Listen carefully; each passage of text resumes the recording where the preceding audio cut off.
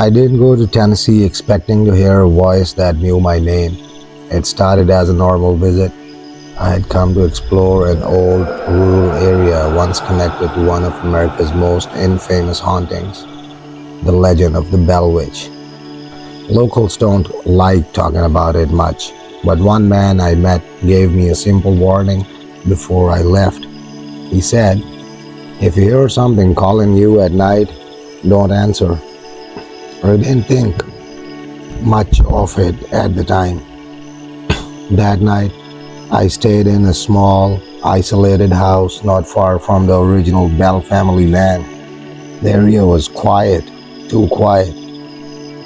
No traffic, no distant noise, just the sound of wind brushing against the trees. Sometime after midnight, I woke up suddenly, not from a noise, but from the feeling that someone was in the room. I stayed still, staring into the darkness. That's when I heard it. A whisper, soft, barely there.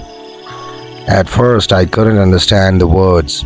It sounded like someone speaking from the corner of the room, or maybe from inside the walls. I held my breath and listened closer. The whisper came again, clearer this time, and then it said my name. My heart started pounding. I sat up slowly, trying to convince myself it was just a dream. But then the voice spoke again, louder, stronger, not just a whisper anymore. It sounded amused, like something had been waiting for me to wake up. That's when I remembered the stories. The Bell Witch wasn't just a ghost, it was something else, something that could speak, something that could think, and according to a legend, something that chooses who it wants to haunt. I told myself not to respond. No matter what I heard, I would stay silent. The room was still dark, but now it felt different, heavier, like the air itself was watching me. Then the voice came again, closer this time, not from the corner, not from the walls, right beside me. It whispered my name again, slowly, carefully, like it was testing how I would react. I clenched my jaw and said nothing. For a few seconds, everything went quiet, and then a sharp knock echoed from inside the room, not on the door, not on the window,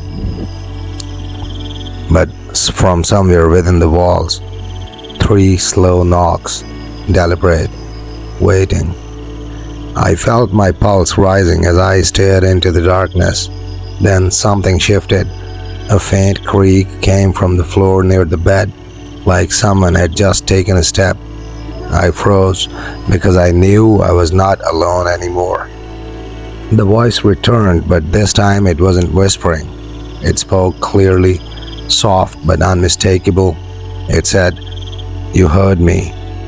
A chill ran through my body. I still didn't respond. I couldn't. Then the bed moved, just slightly, like someone had placed a hand on it. The mattress dipped near my feet, slowly, carefully, as if something invisible was climbing onto the bed. My breath became shallow. Every instinct told me to run, but I couldn't move. The voice came again, closer than ever, right next to my ear, and this time it wasn't calm. It sounded amused, almost pleased, like it had been waiting for this moment. That's when I realized something terrifying. This wasn't random. This wasn't a spirit passing through. According to the stories from Tennessee, the Bell Witch doesn't just haunt places.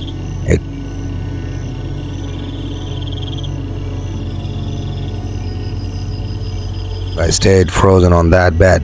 Seconds or minutes, it felt like time had stopped. The weight near my feet didn't go away. If anything, it shifted. Slowly moving closer, the mattress dipped again, this time nearer to my legs.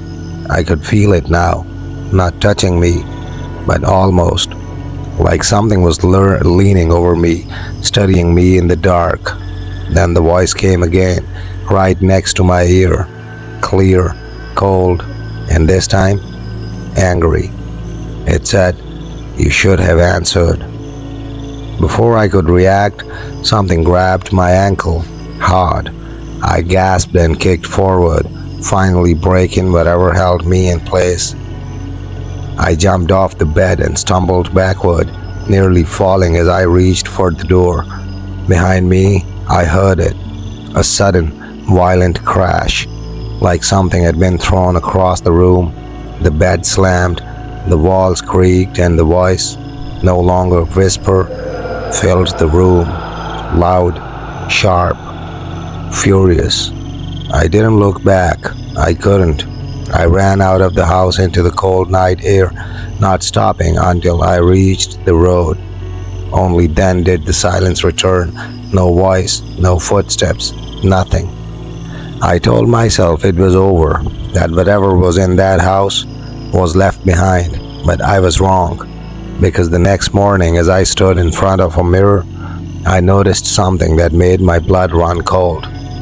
There were marks on my ankle, dark, clear, like fingers had wrapped around it, and sometimes, late at night, when everything is quiet, I still hear it, not from outside, not from the walls, but from somewhere much closer, a voice, soft, waiting, and every time it whispers my name, I remember the warning I ignored.